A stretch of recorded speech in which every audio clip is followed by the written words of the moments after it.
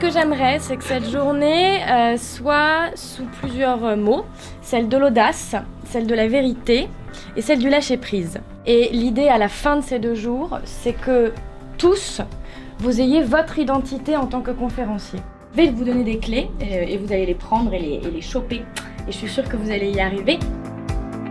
Déjà un premier travail théorique sur la gestuelle, la posture finalement de conférencier.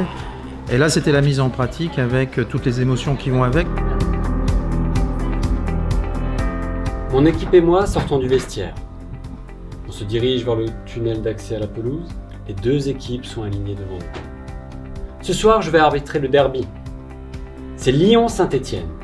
C'est super, c'est aussi le feedback après derrière avec Camille sur tout ce qui va bien, tout ce qui passe bien et toutes les pistes de progrès.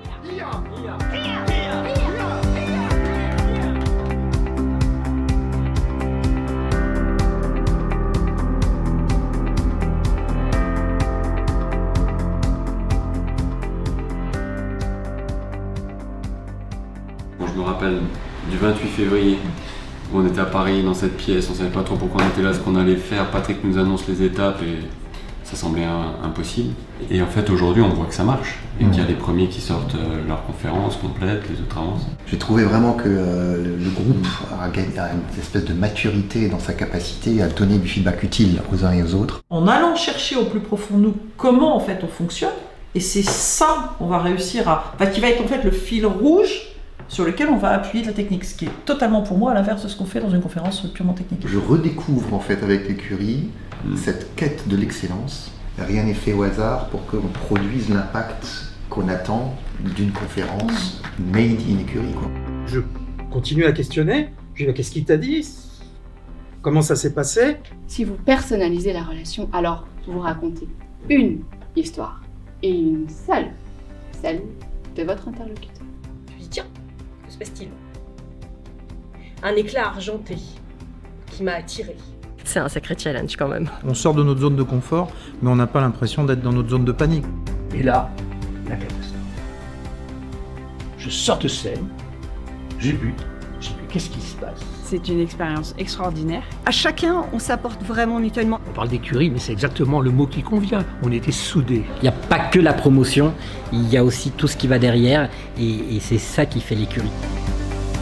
Il s'est passé un événement incroyable, le partage.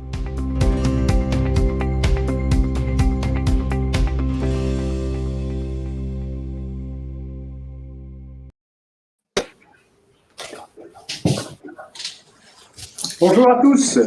Bonjour et bienvenue dans notre 3e édition de ce webinaire. Vous venez de voir une vidéo. Dans cette vidéo, les participants partagent leurs inquiétudes, les circonstances dans lesquelles ils veulent prendre la parole en public, mais aussi tout le dynamisme qu'ils ont trouvé au fond d'eux et dans le groupe pour y arriver et se dépasser. C'est pour cela que nous avons prévu ce webinaire, démystifier vos prises de parole. Absolument. Et bonjour à toi Véronique, bonjour à tout le monde. Je ne sais pas quel temps il fait chez vous. Lyon, c'est encore gris, c'est notre 293e jour d'automne. Donc on espère que l'été va bientôt arriver. Je ne sais pas ce qu'il en est de Cannes. À Cannes, il fait beau. Puis il y a de la pluie pour le moment. Donc voilà. Donc il fait beau, oui, on est sous la chaleur pour l'instant. Donc, je vais laisser ma jalousie de côté pour le moment. N'hésitez pas à nous partager dans le chat d'où vous vous connectez pour participer à ce webinaire. Et éventuellement, l'humeur du jour. Pour moi, l'humeur aujourd'hui, je suis exalté, là, enthousiaste et impatient de commencer ce webinaire avec vous. Jacques qui nous rejoint, c'est bien. OK. Je pense qu'il va bientôt être l'heure. Quelle heure est-il? Je mets mes lunettes. Il est midi. Eh bien, c'est parti. Alors, on y va. Permettez-moi de vous présenter donc déjà ma comparse, ma complice, Véronique. Véronique Leroy, elle est conférencière et formatrice depuis 9 ans. Sa force, c'est de clarifier votre message clé, de vous aider, de vous accompagner pour donner de la structure et de la couleur à vos idées, pour que vos interventions gagnent en puissance. Elle a accompagné des centaines de personnes, du pitch à la conférence.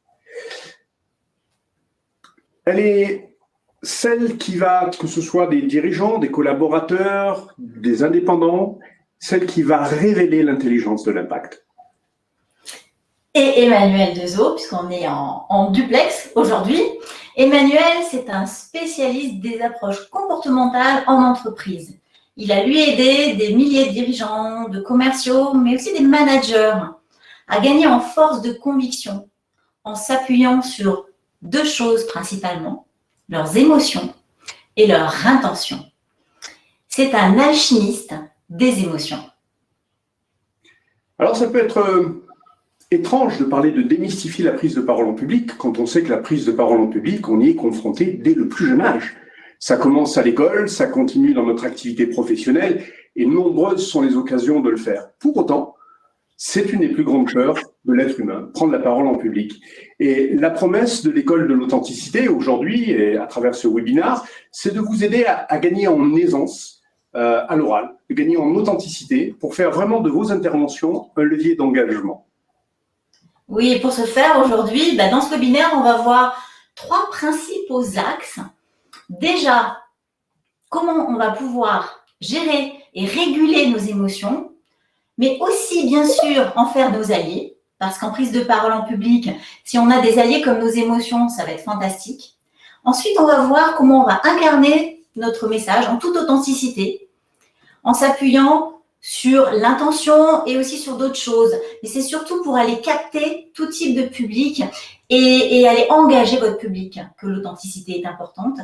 Et enfin, on va voir comment on va pouvoir s'appuyer sur une structure qui est solide, mais souple à la fois. Donc, une structure solide qui va vous permettre de vous rassurer et souple à la fois pour, de temps en temps, pouvoir improviser si vous le souhaitez.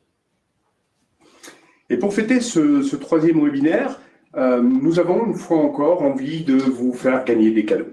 Alors ces cadeaux, ce sont 3 profils, communiquer avec style.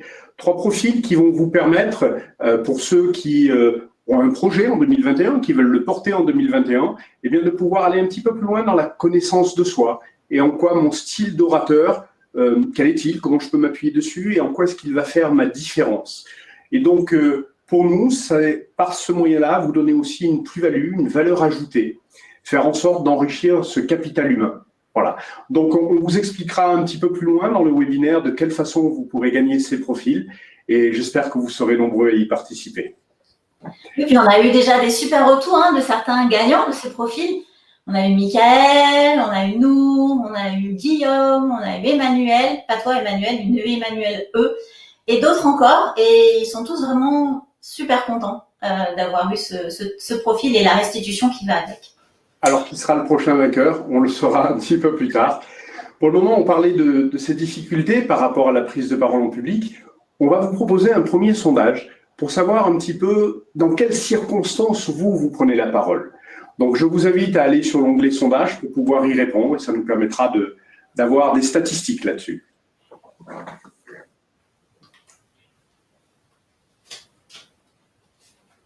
On va attendre un petit peu, vous laissez le temps de répondre.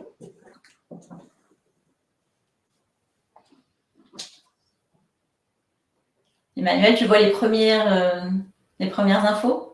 Alors, pour le moment, je n'ai pas les retours.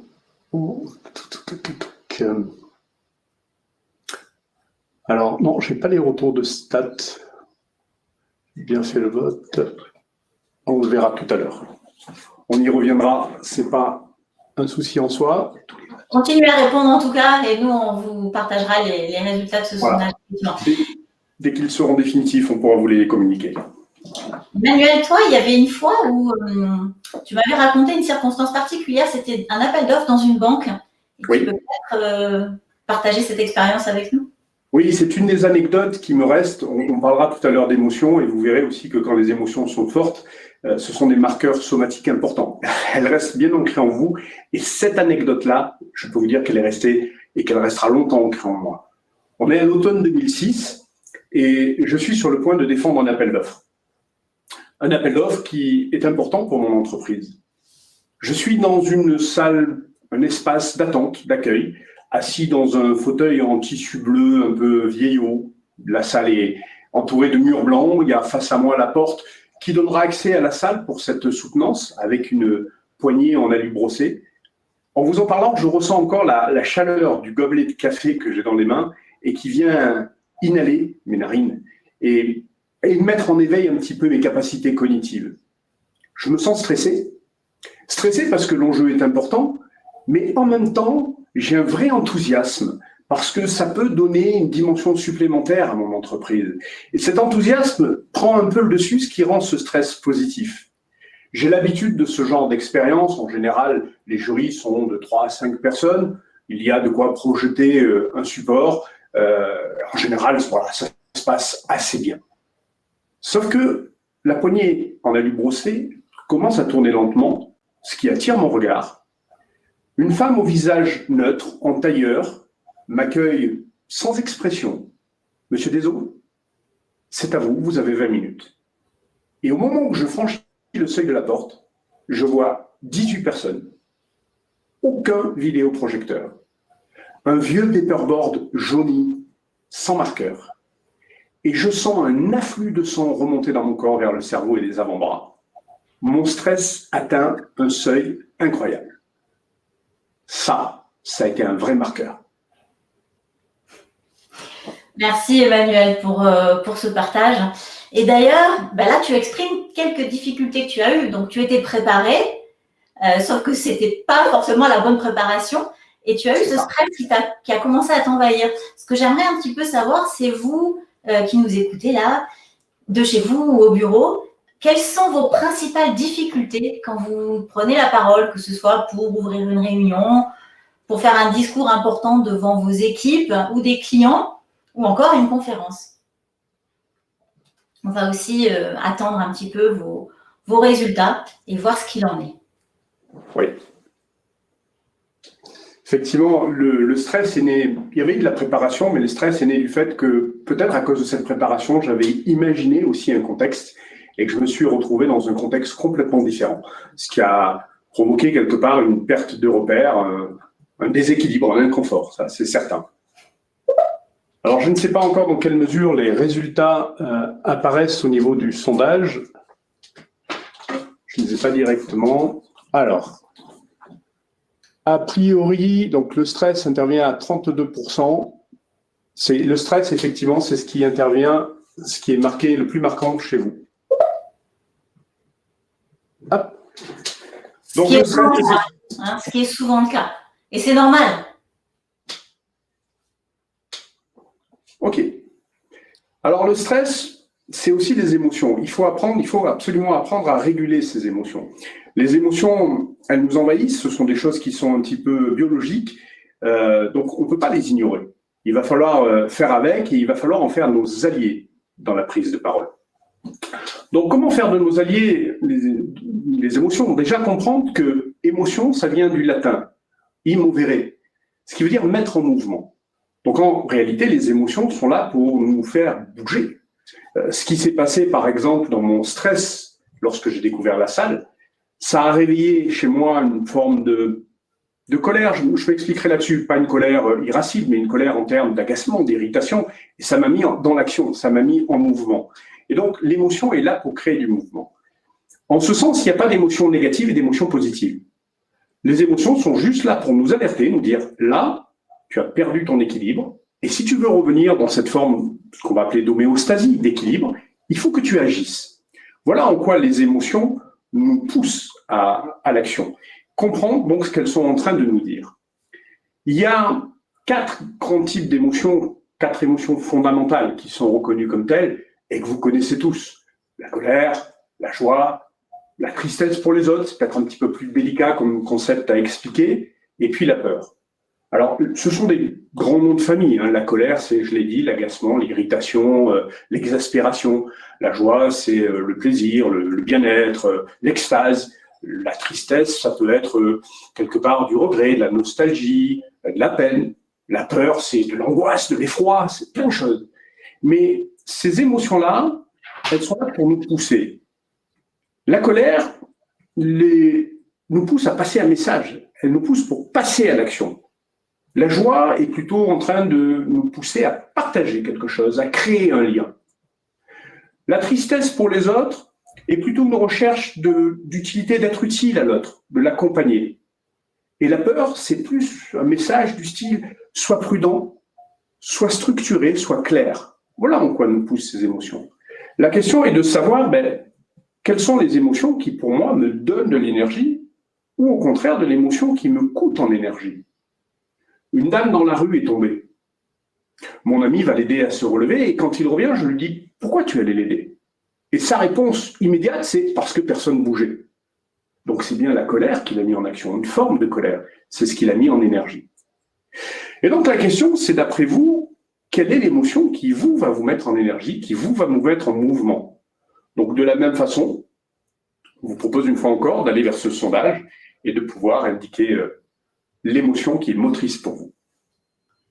Oui, parce que de l'émotion qui est motrice, on va commencer à avoir une introspection et c'est très intéressant quand on prend la parole en public. Donc, on va voir un petit peu les résultats. Pour moi, mes deux émotions vraiment motrices, là, vous aurez le choix que d'une, alors il va falloir faire un choix par choix, cornélien. Mais sinon, moi, les deux, c'est la joie et la tristesse pour les autres. Et toi, Emmanuel? Alors, vous l'avez compris dans ce que je dis tout à l'heure, l'émotion principale pour moi, c'était la colère, il y a aussi de la joie. Après, je pense que c'est effectivement sur le sondage ce qui semble apparaître un petit peu plus, colère et joie. Juste une précision sur ce qu'on appelle la tristesse pour les autres. C'est un petit peu conceptuel, dit comme ça. Vous savez, Véronique, par exemple, m'invite à manger. Et j'ai l'habitude, c'est maladif chez moi, d'être en avance. Et j'arrive chez elle alors qu'elle est en train de cuisiner encore. Si mon émotion est la tristesse pour les autres, c'est ce qui va me mettre en action parce que, peut-être à tort, mais je me dis, je la sens pas bien gênée par le fait que je sois arrivé en avance. Et donc, ça me met dans l'action. Véronique, tu veux que je t'aide à éplucher les oignons? Non, ça va. Les carottes, peut-être? Non, ça va. Tu veux que je mette la table? En fait, une perception, à tort ou à raison, de la tristesse perçue chez l'autre va me mettre en mouvement. Voilà pour expliquer un petit peu ces quatre émotions motrices. Okay. Et si tu nous parlais du stress, en fait, parce que tout à l'heure, tu disais il n'y a pas d'émotions, les bonnes ou les mauvaises, il n'y en a pas des positives ou négatives. Et le stress, alors, qu'est-ce qu'il en est? Parce qu'on a vu quand même que nos participants et la majorité des gens qu'on croise, quand même, quand ils prennent la parole, il y a toujours un petit moment où il y a un pincement dans le ventre, la voix qui commence à devenir un peu plus aiguë ou la gorge qui se serre. Ça, ce sont des marqueurs de stress quand même. Tout à fait. Alors, je ne sais pas si on peut parler du stress comme une émotion en tant que telle, mais en tout cas, c'est une alerte. C'est que quelque chose ne va pas. Je suis dans l'inconfort. Ce stress, on pourrait le rapprocher, si je devais le raccrocher à une émotion, ce serait plutôt la peur, le doute, la crainte. Et en fait, le stress peut être perçu parfois comme positif ou négatif. Pourquoi négatif? Parce que si ma crainte est trop forte, ça me freine dans mon action. Le stress est tel que ça m'immobilise, je ne sais plus quoi faire. Alors que si, à un moment donné, j'ai la croyance ou l'espoir que mes capacités sont suffisantes pour répondre à cette crainte que j'ai ou à ce doute, là, ça devient un stress un peu positif. J'ai envie d'en découdre avec la raison de mon stress et montrer que je suis plus fort et ça peut me mettre en action. Donc finalement, stress, bonne chose ou mauvaise chose, j'ai envie, comme Paracels, de dire que tout est poison, rien n'est poison, tout est dans la dose. En tout cas, il va falloir pouvoir le réguler. Et ça, je pense que Véronique, tu es à même peut-être de nous donner quelques clés pour ça. Oui, en fait, en préparant ce webinaire, on en a sélectionné deux. Il y a plein de choses à faire pour réguler son stress, mais il y en a deux qu'on a toujours avec nous, toujours sur soi. C'est la respiration, le souffle, et la visualisation. Alors, quand on parle de respiration, ça va avoir plein d'avantages de respirer, mais vraiment de respirer avant une intervention en public. Déjà, ça va nous permettre de projeter mieux notre voix. Donc, notre voix va être beaucoup plus belle, beaucoup plus profonde. Et en entendant une voix beaucoup plus profonde, on prend confiance. Ensuite, ça amène, quand tout l'air qu'on va emmagasiner, ça amène de la clarté finalement, de l'oxygène dans notre cerveau. Et ça va amener de la clarté dans nos idées. Donc, tout va devenir beaucoup plus clair et on va donc aussi gagner en confiance. Et enfin, ça a vraiment un effet sur le stress en général de respirer. Donc, ce que je vous propose, c'est toujours de mettre votre main sur le ventre et de commencer par une respiration abdominale. Donc, vous allez gonfler votre ventre et ensuite le rentrer. J'inspire en gonflant et je le rentre en expirant. Vous pouvez faire ça. Vous pouvez aussi faire des inspirations très profondes. Alors là, du coup, avec toute la cage thoracique. Et puis faire un ah. C'est comme un peu un soupir. Et ça fait lâcher complètement la pression. Ça, plusieurs fois avant, vous serez mieux. Voilà pour la respiration. Il y a plein d'autres exercices de respiration. Mais ceux-là, ils sont fondamentaux. Ensuite, il y a la visualisation positive. Donc, chaque fois que vous allez prendre la parole en public, vous allez vous imaginer à la fin de votre intervention. Pas au début, hein, parce qu'au début, vous êtes stressé justement et vous avez un petit peu des papillons dans le ventre. Non, non, à la fin. Quand vous êtes à la fin de votre intervention, vous êtes soulagé, vous êtes bien.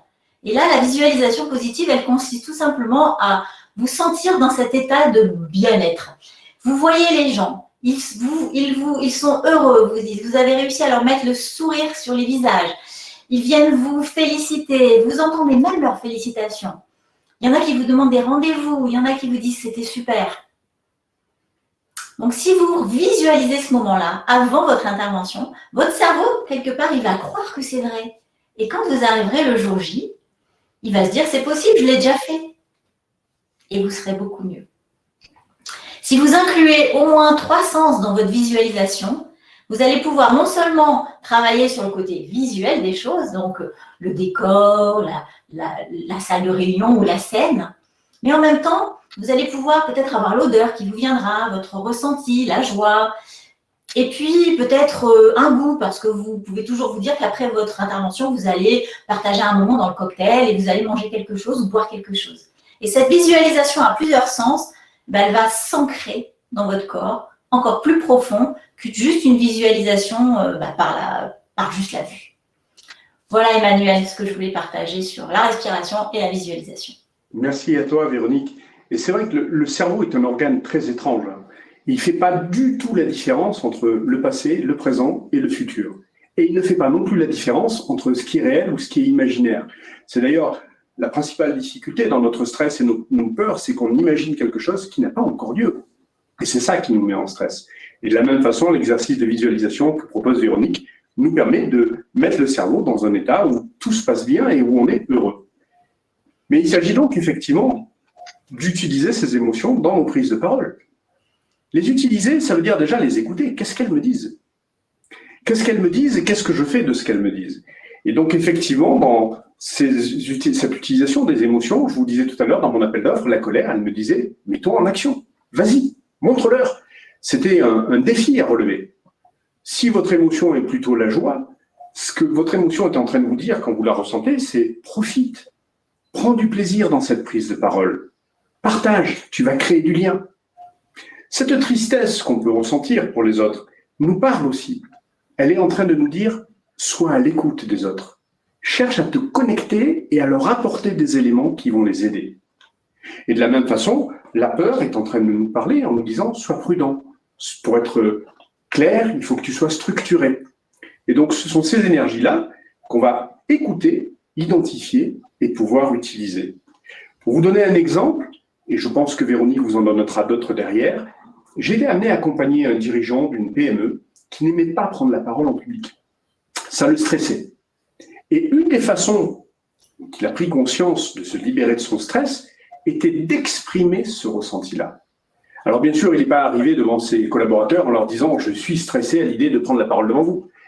Il a transformé ça en « c'est une des rares occasions que j'ai de vous avoir tous face à moi ». Et j'avoue que c'est assez impressionnant.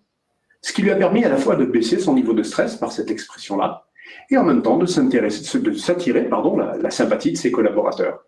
Et je crois que Véronique, tu as aussi des clés pour pouvoir nous aider à réguler ça. Alors, pas forcément les réguler, mais en tout cas les utiliser. Et dans ce que tu dis, Emmanuel, ce qui est intéressant aussi, c'est de se dire que quand on partage finalement l'émotion que l'on a, elle descend. C'est comme quand on a un trou de mémoire ou une difficulté à un moment dans un discours, de partager ça avec les gens avec qui on est, tout simplement, ça va nous aider à descendre et puis ça va surtout créer le lien et cette sympathie parce qu'on peut tous avoir un souci un jour dans une prise de parole.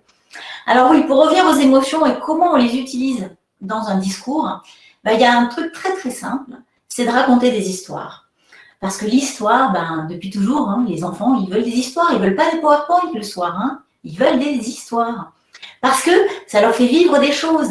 Et les choses, ce sont des émotions.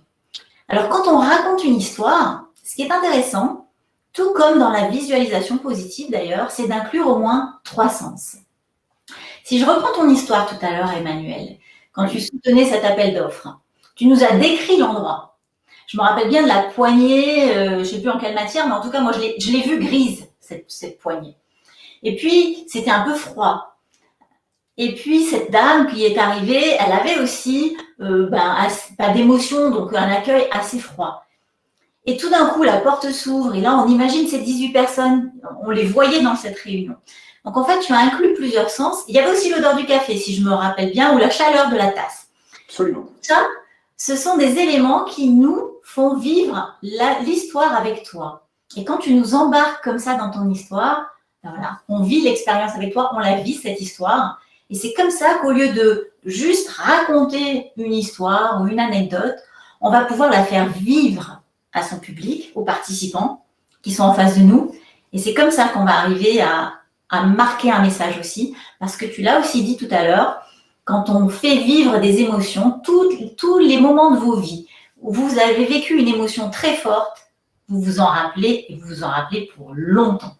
Donc, dans vos discours, quand vous mettez des histoires, vous suscitez de l'émotion, eh bien vous allez les marquer les esprits. Et ça, pour longtemps. Voilà ce que je voulais dire. Il y a aussi une autre chose pour ajouter de l'émotion dans une histoire, c'est de nommer les personnages. Certains, en tout cas. Ça pourrait, la personne qui t'a accueilli, elle pourrait s'appeler Claire ou Nadine, je ne sais pas. Mais tu vois, si tu la nommes, celle-là, eh bien, on va pouvoir nous l'imaginer encore plus. Et donc, ça va encore renforcer ce lien qu'on peut avoir avec cette histoire. Donc, mettez des sens dans vos histoires et aussi nommez vos personnages et décrivez-les un petit peu. Et ça, Emmanuel, tu l'avais fait, tu l'avais décrite physiquement. Voilà, c'était ça mon partage sur les histoires, pour rajouter de l'émotion. Il y a aussi une chose qui rajoute de l'émotion, c'est le silence.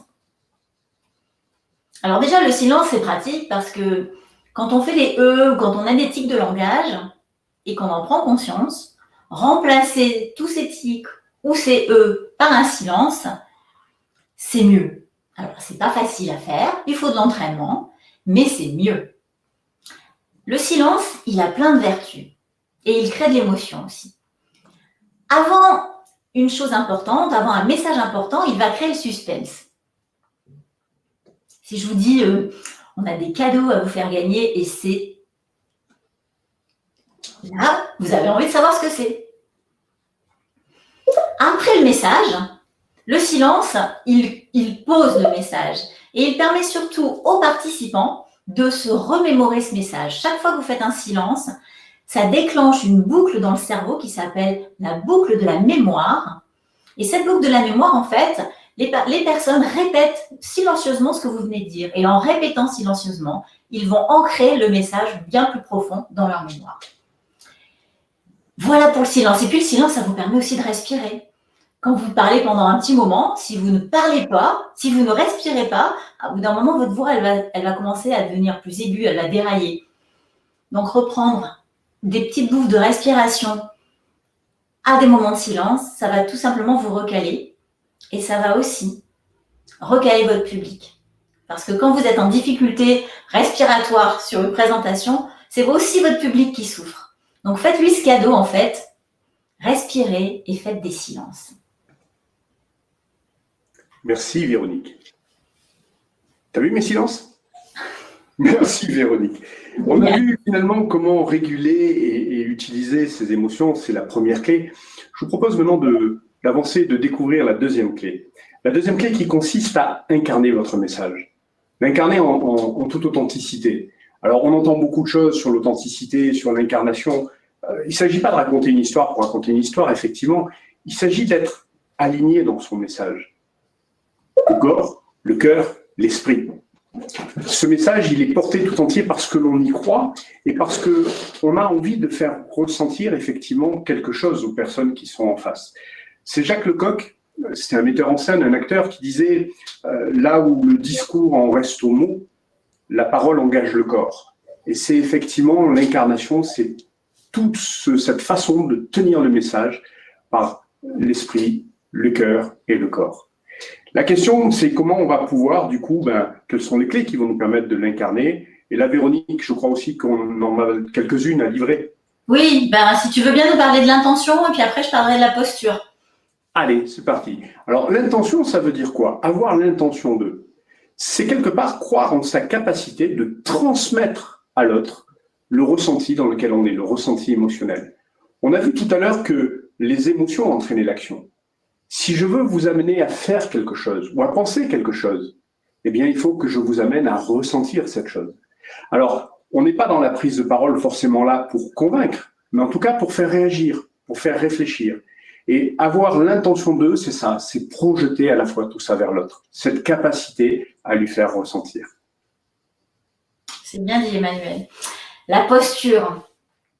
On entend aussi plein de choses sur la posture et souvent, en fait, on entend, pour démarrer un discours, eh bien, il y a une seule posture, c'est la posture d'ouverture et le sourire.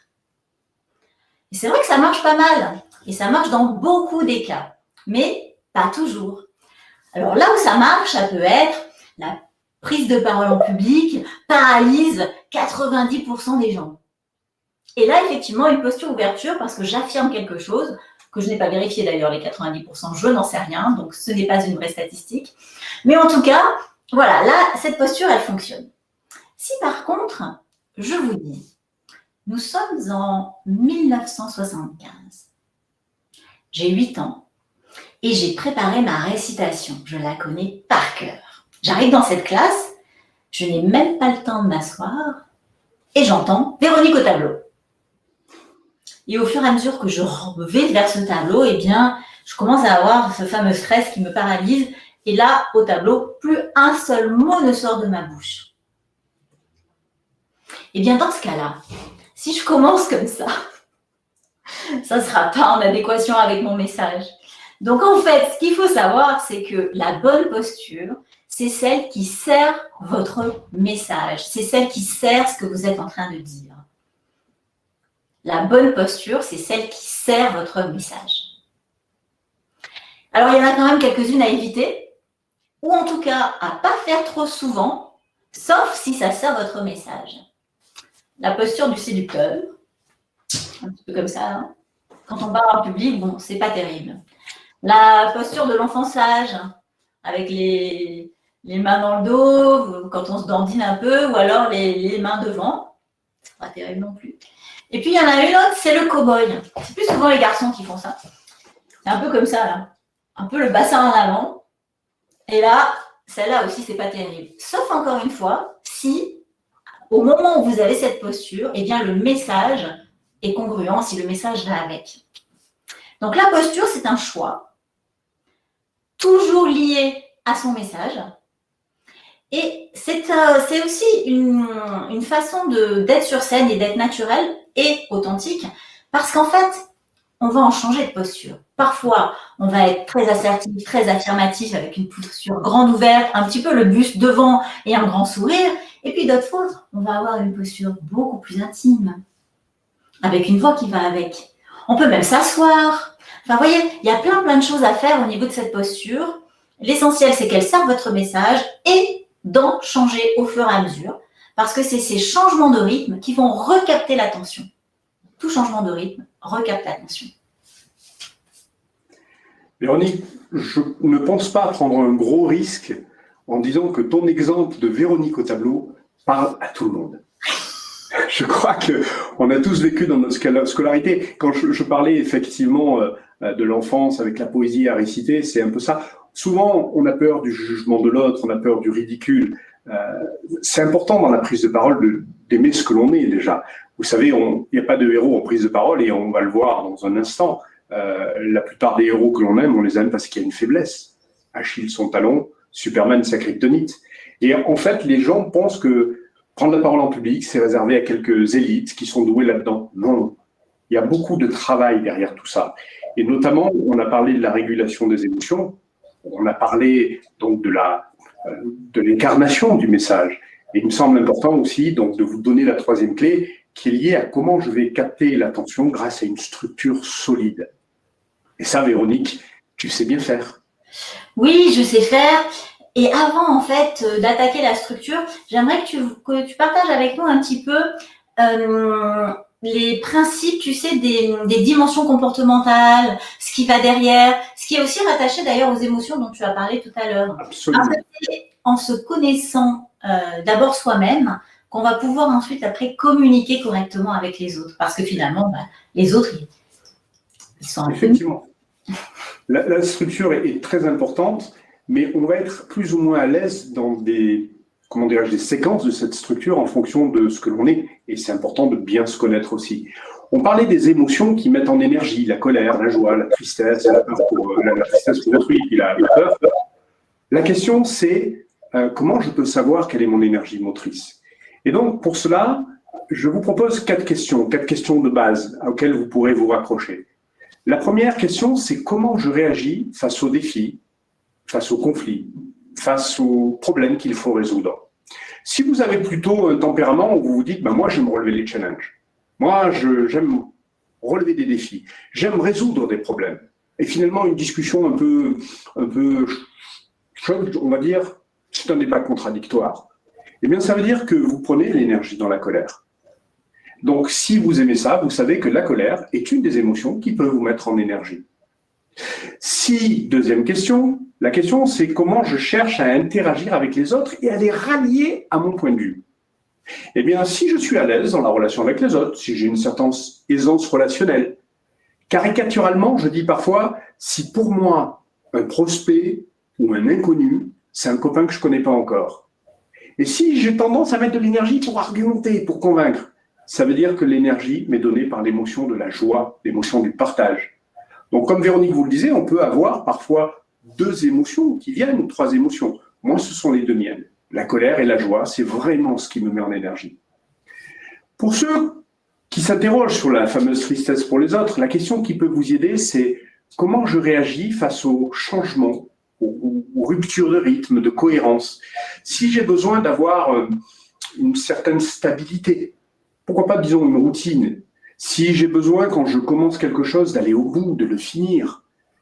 Si j'ai tendance d'ailleurs à avoir un débit de parole qui est en général plus calme, plus posé, eh bien c'est que c'est cette tristesse qui me met en énergie, cette tristesse pour les autres qui me pousse à les écouter. Et la 4e question, pour le 4e émotion motrice, c'est comment je réagis face aux procédures qui sont fixées par les autres, face aux règles. Si j'ai besoin de les avoir pour pouvoir m'adapter, alors c'est la peur qui est pour moi une énergie motrice. J'ai besoin de comprendre. Je ne vais pas jouer à un jeu de société tant que je n'ai pas lu la règle du jeu. C'est à ce moment-là celle-ci qui me met en mouvement. Et donc, par rapport à mon besoin, ça veut dire qu'effectivement, lorsque je vais prendre la parole en public, en fonction de mon énergie, c'est aussi ce que je vais rechercher. Mais il y a aussi les besoins des autres. Et ça, c'est toi qui vas nous en parler, Véronique, des besoins des autres. Et oui, parce que si tout le monde nous ressemblait, si toute la Terre puisait son énergie dans la colère et dans la joie, Emmanuel, tu serais moi, j'adorerais que tout le monde me ressemble. Parce mais que c'est pas le cas. Facile, en adaptation, mais...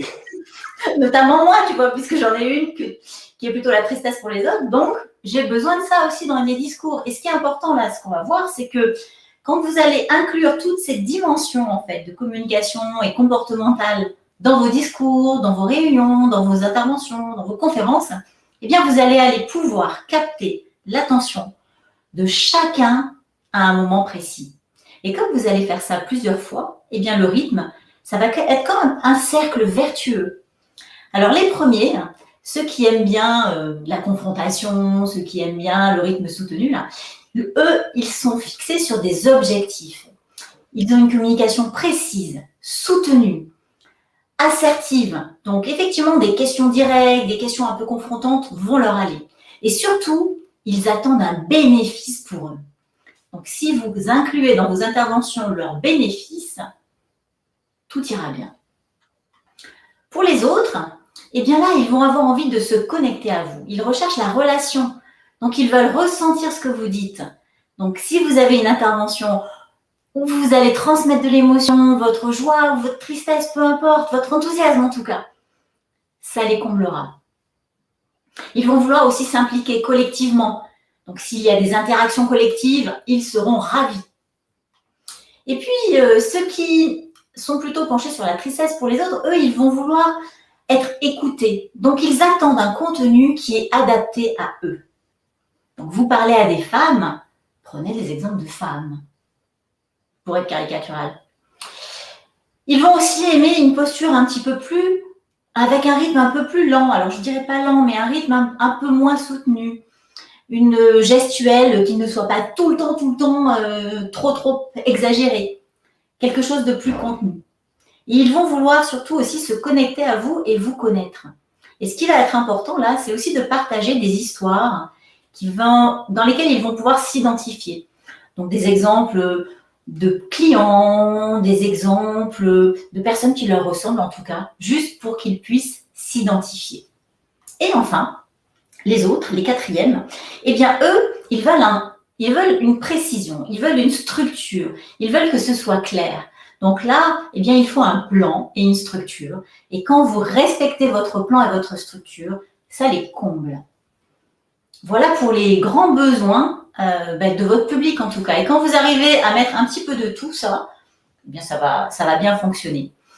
Alors, ce qu'on peut faire, tu veux que je donne la structure tout de suite maintenant, Emmanuel ? On va la donner dans un instant, oui, mais c'est important voilà, d'avoir mis ça en lumière, de comprendre qu'en étant conscient de nos préférences comportementales, mais aussi de nos différences et des différents besoins qu'il faut couvrir dans cette prise de parole, c'est ce qui va nous permettre de capter l'ensemble de notre auditoire, de toucher l'ensemble de notre auditoire et d'avoir un réel impact.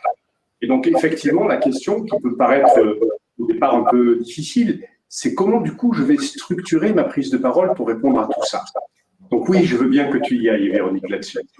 J'arrive. Alors, dans toute prise de parole, eh bien, il y a effectivement une structure qui va, un peu comme l'édifice d'une maison, qui va vraiment nous servir à bâtir. Et puis, il y a des transitions. Les transitions, elles ne se voient pas forcément au premier coup d'œil, mais c'est ce qui met de l'huile dans les rouages. C'est ce qui fait que les gens vous écoutent sans même y prêter attention. Alors, la première, et là, on va voir une structure en 6 étapes. La première étape, ça va être l'introduction. Une introduction, ça va droit dans le cœur du sujet. J'entends trop souvent des gens qui tournent autour du pot au démarrage ou qui disent quelque chose qui, finalement, est un peu une banalité. Aujourd'hui, eh bien, je suis ravie d'être avec vous et je vais partager ça et ça et ça. Bon, c'est une intro, mais ce n'est pas une intro qui va aller dans le cœur de votre public et ce n'est pas une intro qui va vous permettre de vous connecter à eux. Rappelez-vous, dans ce secteur-là, la couleur jaune, c'est l'interaction avec les autres. Ils veulent de la connexion. Ils veulent être un petit peu scotchés, avoir un waouh. D'accord ? Donc, c'est une introduction qui va être, par exemple, une affirmation ou une histoire ou une anecdote ou encore une citation. La deuxième étape, ça va être la promesse. Rappelez-vous, ceux qui aiment la confrontation, ceux qui aiment bien être challengés, les défis, ils parlent en bénéfices. Et dans une promesse, eh bien, vous allez inclure les bénéfices pour les personnes qui vous écoutent, à vous écouter. Donc aujourd'hui, notre promesse, c'est de vous permettre de gagner en aisance dans toutes vos prises de parole pour pouvoir engager votre public. Et ça, c'est une vraie promesse parce que l'engagement du public, c'est vraiment un bénéfice que vous allez avoir. La troisième étape, c'est le plan pour satisfaire ceux qui ont besoin de cadre. Le plan, vous allez déjà le définir bien à l'avance, soit avec une feuille, soit sur des post-it, soit sur une carte mentale, peu importe. Le plan, vous allez le donner et l'énoncer, mais pas comme un professeur, pas de façon trop scolaire. Vous allez trouver une façon de le faire. Ça peut être alors je prends souvent cet exemple parce qu'il m'avait bien marqué, celui de Jade Plantin dans sa conférence sur les émotions, où en fait, son introduction était liée à un tableau qui nous a suscité de l'émotion. Et ensuite, elle nous emmenait en visite virtuelle dans 3 salles d'exposition.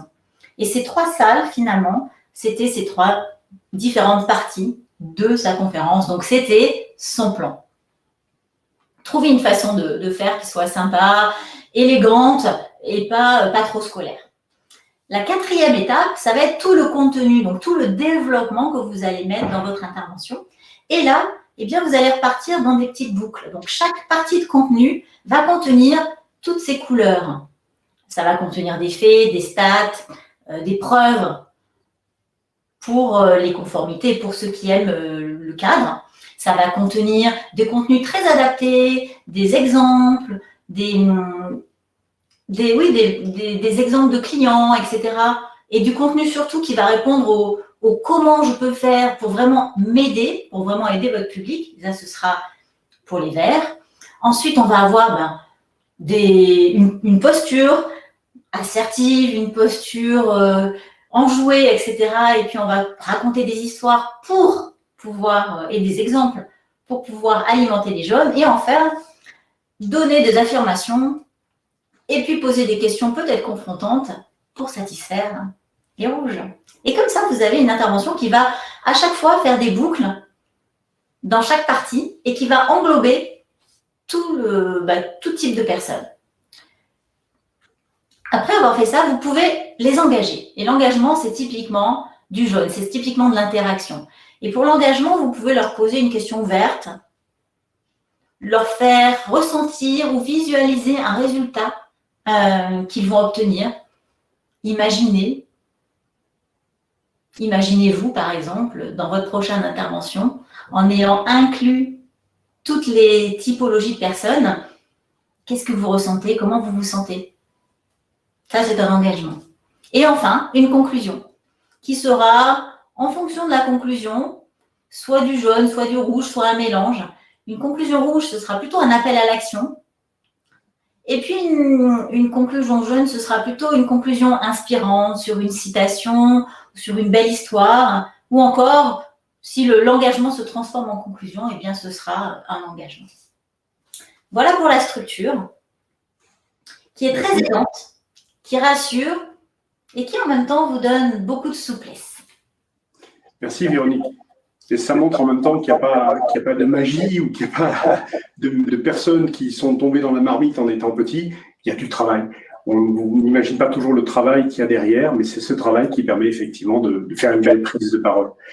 Donc, nous avons vu 3 clés essentielles, les émotions, comment les réguler, l'incarnation du message, et puis nous avons parlé également maintenant de la structure et de comment, grâce à cette structure, je vais pouvoir capter l'attention. Ce qui nous intéresserait, c'est de voir parmi ces 3 clés, s'il fallait faire un choix, bien sûr, puisque les 3 sont nécessaires, mais s'il fallait faire un choix, quelle serait la clé pour vous qui a été la plus impactante? Donc, je vous propose de retourner sur les sondages, prendre le temps de répondre à cette question, pour voir entre les émotions, l'incarnation du message, la structure, qu'est-ce qui vous impacte le plus?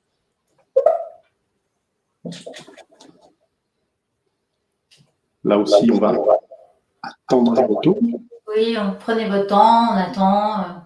Savoir ce qui vous a le plus marqué, qui a capté le plus votre attention, qui vous sera peut-être le plus utile pour la prochaine fois. Parce qu'il y en a peut-être déjà qui sont très à l'aise avec leurs émotions, mais qui ont des soucis de structure, ou alors l'inverse, où il y en a qui se posent la question de comment je dois me tenir, qu'est-ce que je dois faire de mes mains, qu'est-ce que je fais de mon corps. Donc tout ça, on aimerait bien savoir. Et pendant que les derniers répondent au questionnaire, une petite anecdote, c'est celle de Gary Player, qui était un grand joueur de golf, et à qui un journaliste a demandé à la fin d'un parcours, mais en voyant ce parcours magnifique que vous avez fait, vous avez quand même eu de la chance. Et Gary Player a répondu avec un grand sourire, le plus étrange, c'est que plus je m'entraîne, et plus j'ai de la chance. Donc la prise de parole, c'est juste du travail. Un vrai travail de fond. Alors, est-ce qu'on a le retour en termes de sondage de ceux qui se détachent? Donc, visiblement, c'est essentiellement la structure, de pas grand-chose sur les émotions. La structure et les émotions, ce sont les 2 clés qui vous ont le plus impacté. Donc, j'espère que ces 3 clés, en tout cas, vous auront permis de pouvoir mieux travailler, mieux préparer vos prises de parole. Pour ceux qui voudraient aller plus loin, ceux qui veulent expérimenter, ceux qui veulent avoir un retour professionnel, précis, constructif sur ces prises de parole, qu'ils doivent faire dans leur métier, par exemple, au quotidien, eh bien, vous pouvez rejoindre un des parcours de l'école de l'authenticité. On vous donnera dans un instant l'adresse du site. Les parcours sont nombreux, mais les 2 prochains parcours, sur 2 jours, sont les 12 et 13 octobre, ou alors les 25 et 26 novembre. Donc, pour ceux qui ont envie, voilà, notez ces dates et n'hésitez pas derrière à nous contacter. Vous apprendrez pas mal de choses, n'est-ce pas Véronique? Oui, alors entre autres, vos profils de comportement et vos profils d'orateur finalement. Donc là, vous pouvez vous faire confiance. Dans quel secteur vous êtes le plus développé, sachant qu'on a quand même tous les secteurs en général en nous. Hein, il y a très très peu de gens qui n'en ont pas du tout, un seul. En général, il y en a. Donc là où vous êtes plus développé, ce sera vos zones de confiance. Mais si vous vous faites trop confiance là-dedans, il y a un risque aussi de trop. Le trop est l'ennemi du bien. Et puis, vous allez apprendre effectivement dans la structure à inclure tous les types de profils pour que vos prises de parole soient impactantes auprès de tout type de public. Vous allez apprendre aussi le fond, la forme, comment en fait, quand j'ai mon message, que je sais ce que je vais dire, comment je l'incarne, quels sont les gestes que je vais faire, comment j'utilise ma voix, ça c'est toute la forme. Et puis on verra aussi comment vous allez pouvoir vous pitcher, travailler un discours bien particulier, on va beaucoup vous entraîner et vous donner des retours très précis et très constructifs. Et pour pouvoir vous faire bénéficier d'un maximum de cadeaux, en plus donc des profils qui sont à gagner, pour ceux qui seraient inscrits avant le 30 juillet, nous vous offrons 2 heures, bien entendu, de suivi collectif, qui seront en distanciel, 1 heure de suivi individuel, l'ouvrage qui a été écrit par Véronique Leroy, qui s'appelle « Soyez percutant en 7 secondes », pitché, « Soyez percutant en 7 secondes », un accès à la communauté des gens de l'école de l'authenticité pour échanger, partager post-formation sur vos vécus, vos questions, vos craintes, et un accès à une conférence sur le pitch en replay qui vous permettra aussi d'enrichir vos savoir-faire et de pouvoir prendre quelques idées, quelques exemples. Voilà, donc pour partager vos objectifs, pour ceux qui ont un projet à porter en 2021, pour intégrer ce parcours de formation, faire partie des possibles bénéficiaires des cadeaux, il vous suffit de nous contacter à l'adresse que vous avez actuellement affichée, www.école-authenticité.fr/nous contacter. Donc n'hésitez pas, nous vous attendrons avec plaisir pour répondre à vos questions, à vos demandes et pouvoir prendre contact avec vous, prendre rendez-vous avec vous. Oui, et ce lien, c'est un lien interactif dans l'espace conversé, dans le chat. Donc vous pouvez juste cliquer dessus, prendre contact. Ce sera l'occasion d'avoir un échange, de présenter vos enjeux, vos projets, vos objectifs, des premiers conseils aussi. Et évidemment, de vous inscrire dans la liste des potentiels gagnants pour le profil. On donnera les résultats la semaine prochaine, fin de semaine prochaine. On aura les résultats des personnes qui ont gagné ces profils pour la 3e édition. On sera ravis en tout cas de vous avoir au téléphone parce qu'une fois que vous nous aurez contactés, nous, on prendra un rendez-vous téléphonique avec vous. C'est un vrai échange, c'est pas... On a vraiment envie de vous connaître et de connaître surtout vos enjeux et comment on va pouvoir vous aider. Alors, l'échange, c'est aussi répondre à vos questions. Donc, il nous reste un peu de temps. N'hésitez pas dans le chat de poser ces questions et nous y répondre. Je crois que c'est... Alors, j'espère que je dis bien le prénom, Siam, qui justement posait la question de comment dépasser la peur du ridicule. La peur du ridicule, elle est surtout et avant tout sur la peur du jugement de l'autre. À partir du moment où on apprend à se connaître soi-même, à s'accepter tel que l'on est, chaque être humain est différent et donc chaque être humain a une plus-value, un talent dans son unicité. Donc il faut juste accepter cette différence. Donc ne pas avoir peur du ridicule, c'est de se dire simplement, voilà, c'est moi, on m'aime ou on m'aime pas, mais pour ce que je suis. Et après, on peut cultiver aussi sur l'aspect ridicule l'autodérision. Alors, en général, quand on fait une bêtise, vous savez, c'est en soirée, on raconte une blague qui est pas bonne, et puis on fait de l'autodérision. Celle-là, on la gomme, on la fera plus, et c'est comme ça aussi que les choses se font. Mais il n'y a jamais de ridicule. Les gens qui vous apprécient avec vos forces et avec vos faiblesses. Je reviens à Achille, je reviens à Superman. Donc, être authentique, c'est aussi savoir dévoiler en partie ses faiblesses et les accepter. C'est ça qui va aussi permettre qu'on se connecte à la personne qui est en train de parler parce qu'elle va nous ressembler quelque part, puisqu'on a tous nos faiblesses. Donc, si on avait une personne qui était trop parfaite, on n'arriverait pas forcément à se connecter et le message, il passerait peut-être pas aussi bien que si la personne, elle l'incarne et qu'en même temps, moi, ça m'est arrivé d'avoir des trous de mémoire. Je me rappelle lors de notre premier webinaire, Emmanuel, j'en ai eu un au démarrage, tu vois. Et on en avait joué tout le long, finalement. Oui, tout à fait. Ça a été un peu un fil rouge. Alors, il y a une question aussi qui me touche particulièrement, parce que ça, c'est des choses qu'on a tous vécues, c'est comment surmonter la peur de ne pas savoir répondre à une question agressive. En fait, la question est agressive parce que je me sens agressé. Ce qu'il faut savoir, c'est que les émotions, elles arrivent rarement toutes seules. Elles arrivent à plusieurs. Et derrière, en fait, l'apparence de l'agressivité, souvent se cache une peur. La peur de ne pas comprendre, la peur de ne pas pouvoir trouver la compte. Vous savez, ce client qui est à la banque, je suis employé de banque, s'énerve parce que son chéquier n'est pas arrivé, je me sens agressé. Mais en fait, derrière son agression, il y a une peur. Comment je vais faire sans mon chéquier? Comment je vais pouvoir payer ce que j'ai à payer? Et ce qui est intéressant, c'est que quand je me sens agressé, je suis focalisé sur moi. Et donc, mon corps me pousse, mon cerveau me pousse à me défendre. Alors, c'est que si je parle du principe, toute personne agressive est une personne qui a peur. Reste à savoir de quoi elle a peur. Là, je suis focalisé sur elle. C'est quoi ta peur? Et ça me permet d'être plus facilement en empathie, ça me permet de plus facilement répondre. Alors, certains me diront, oui, mais des fois, il n'y a peut-être pas de peur. Eh bien, peu importe. Parce qu'à partir du moment où moi, je crois que tu as peur, ça change mon comportement. Ça change ma façon de répondre. Et c'est ce qui me permet, face à l'agressivité, finalement, de répondre sereinement. Parce que cette agressivité, elle n'est pas à moi. Elle est à vous. C'est votre émotion à vous.